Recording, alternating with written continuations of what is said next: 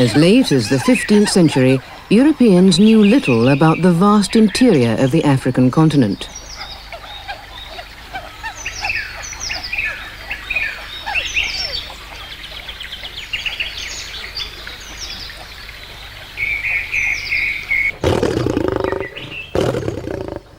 But they did know that it held vast quantities of gold. For centuries, gold was taken across the desert to North Africa, from where it was distributed throughout Europe in the east. The gold coins minted by the Arab states were an essential trading standard for the existing world economy. The Portuguese were the first to arrive in search of the gold. Initially, they were welcomed as traders. They established an embassy at the court of the Lord of Mali in 1534. Soon afterwards, Dutch ambassadors were received by the King of Congo, and other African kings set up their embassies in Europe and further afield. Before the era of the slave trade, artists got their impressions of Africa from 2 or 3 sources. One, the Bible, so that you tended to get a lot of paintings based on Bible stories like the baptism of the Ethiopian or the visitation of the Magi, the adoration of the Magi, in which you have images of black people that tend to be humane and equal. I mean, there are no notions of inferiority and superiority. The black king is a regal figure. He's equal to the other 2 white Magi. Or else you had images from mythological sources, images culled from travel books. Artists would read about Africa from travel books. And these travel books tended to be very imaginary and inventive anyway. So the kinds of images that artists would create would be of, say, Africa being a very profuse place, a place profuse with animal life and all kinds of exotic sort of phenomena. They're really the European imagination dwelling on notions of otherness. They're not harmful images. And of course, related to this was the fact that artists before the era of the slave trade, before they had substantial contact with black people, were greatly amazed at the curiosity of black people, in that it became something of a challenge, not just to meet, but in fact to paint black people.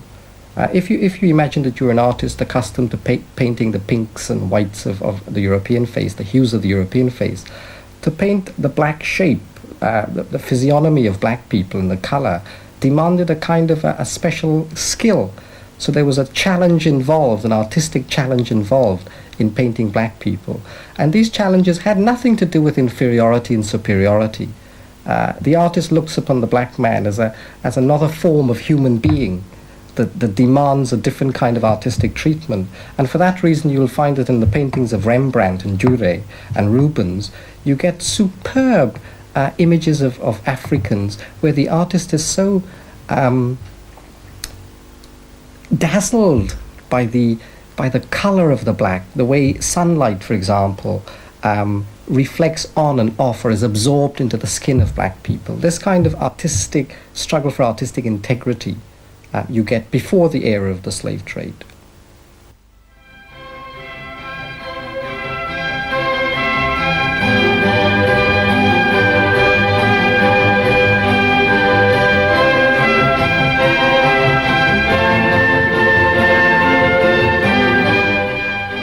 So when did this period of mutual acceptance come to an end?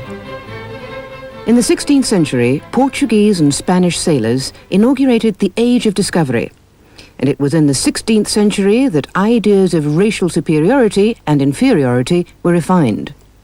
The first victims of these theories were not the Africans, but the people of Central and South America.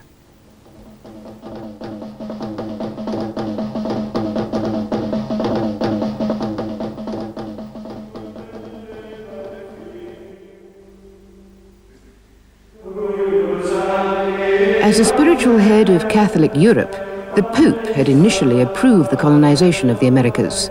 His blessing was given on the understanding that the conquered population would be converted to Christianity. But the Church soon became embroiled in a debate about the true nature of the Indians. Did they really have souls? Many had begun to take the view that the Indians were human in outward appearance only. They were championed by a prominent scholar of his time, Ginés de Sepulveda. Sepulveda built an argument based on Aristotle's statement that some people were born to be slaves. He declared that the Indians were an inferior type of humanity and that they should be enslaved as a first step toward their gradual edification and improvement. The fact is that the economic realities of the time influenced European perceptions of the Indians.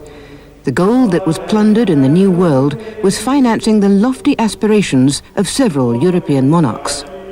With the loss of their basic human rights, the Indians became a cheap and plentiful labor force. The well-intentioned debates of the Pope and the cardinals grew less and less relevant. Slavery had become essential for the economic regeneration of Europe. Whole populations were converted into slave miners. They were worked to death and replacements were brought in from other areas. The Portuguese began to transport slaves from Africa late in the 16th century. In the centuries that followed, over 12 million Africans were enslaved and transported to plantations in the Americas. Like the Indians, these Africans were designated natural slaves, and the fiction of black people as inferior beings gained acceptance as the slave trade grew and prospered. The image of the African was of a brute, an ignorant, lascivious, cruel, thoughtless, happy-go-lucky, in fact, in a word, a sort of lower form of animal life. And there was a very good reason why this image was created, and it was created over a fairly long period of time. And the reason was basically economic, in that the system of slavery and the slave trade, which brought millions of Africans from Africa to the New World to work on the plantations, and the system under which they were worked, the actual slavery, was extraordinarily cruel and oppressive. And unless it could be shown that this person who was being subjected to this terrible treatment was not a person, was a sub-person, was a divinely ordained beast of burden, in fact, it would be impossible to still the voice of conscience, which the humanitarian opponents of the slave trade and slavery were trying to arouse. And this was done on two levels. There was the popular level of the ditty and the cartoon for popular consumption, and then there was the pseudo-scientific level. And the chief exponent of that was the planter historian Edward Long, owner of plantations in Jamaica, who lived in England for most of the time. And he was widely read. And he has some remarkable comments trying to prove that the African is virtually a lower order of evolution. And he says, when we reflect on the nature of these men and their dissimilarity to the rest of mankind, must we not conclude that they are a different species of the same genus? Damage had been done which was almost beyond reprieve, because some of the abolitionists themselves had been affected in an interesting way. They themselves had imbibed this notion of the subhumanity of the African. And much of the propaganda of the abolitionists opposing this cruel slave trade and the system of slavery, much of it is very much the type of propaganda of the Society for the Prevention of Cruelty to Animals. It is a line based on the idea that all God's creatures should be treated with compassion, and that just as one should not treat one's horse cruelly, so one should not treat one's slave with cruelty.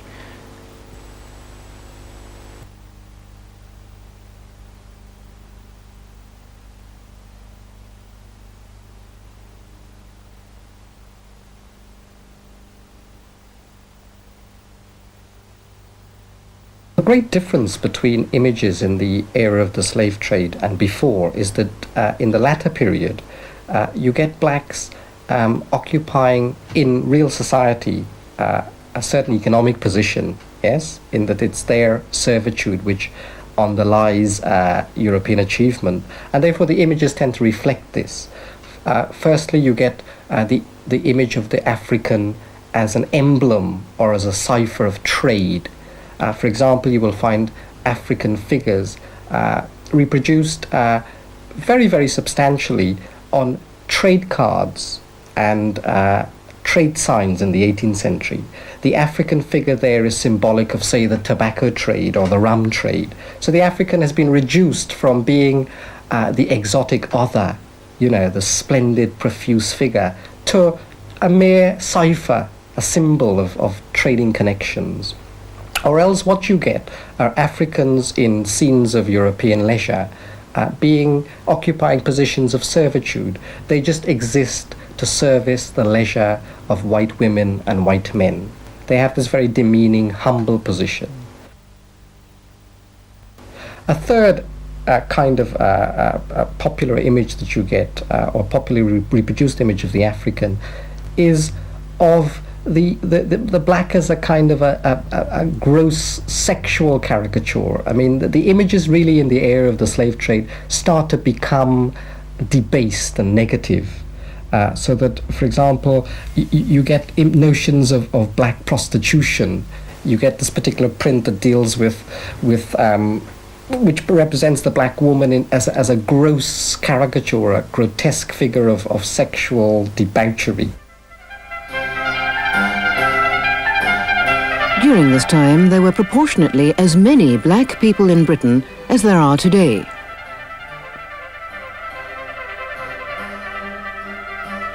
Domestic slavery was the reality of existence for the vast majority.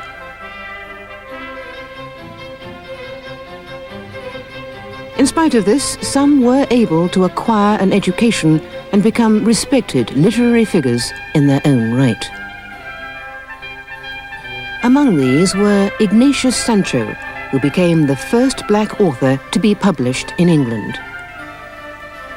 Oluwade Equiano, who, like Sancho, was prominent in the campaign to abolish slavery.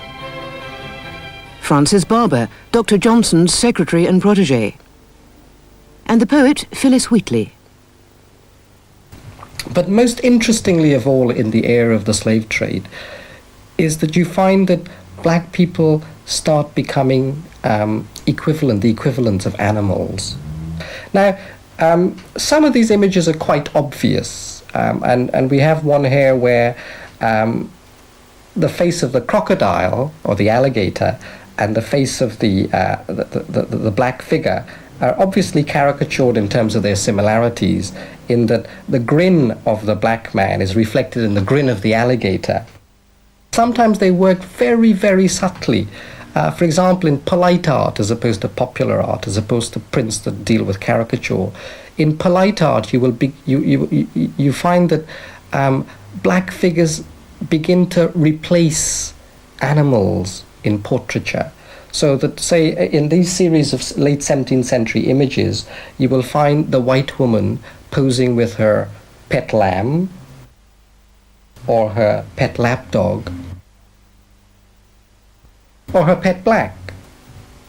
In a sense, the black boys become very relevant in English portraits because they're much more versatile than lapdogs and pet lambs. The whiteness of a lady's skin would be brought out in contrast to the presence of her black houseboy. So the black becomes an aesthetic foil, throwing light or throwing into relief the whiteness of his mistress's appearance. The very fact that the lady possesses a black boy also reflect on her social status, because these black boys were very precious commodities, if you like. They were status symbols. So one could bring out the lady's wealth and not just her color, the whiteness of her skin, by having these black boys posing with them in their portraits. And you'll also find, more importantly, is that the black boy, by looking up at the white lady in an attitude almost of adoration and respect, and at the same time the white lady ignoring his gaze or her gaze and looking out at us, creates a very interesting sort of complexity of perspectives. Because what the artist is saying is that we too, the spectators of these paintings, have to adopt the little black boy's perspective in looking at the white lady. So these black boys had very, very important functions for the artist. And the blackist is exploited as fully in the studio as he is, in fact, in the plantations in the Caribbean. It seems to me, though, that the final deceitfulness of these images in polite art, in polite European art, is that they represent the African in positions of servitude, the African enduring servitude, the African being impotent to do anything about his servitude or her servitude, when in fact the reality of life was that black people all over America and in the Caribbean were engaged at the very beginning of the slave period in constant insurrections and rebellions. And in fact, it's this level of rebelliousness that made the plantations unmanageable and ultimately destroyed the whole system of slavery. It wasn't just the philanthropy of people like Wilberforce in England, that certainly helped.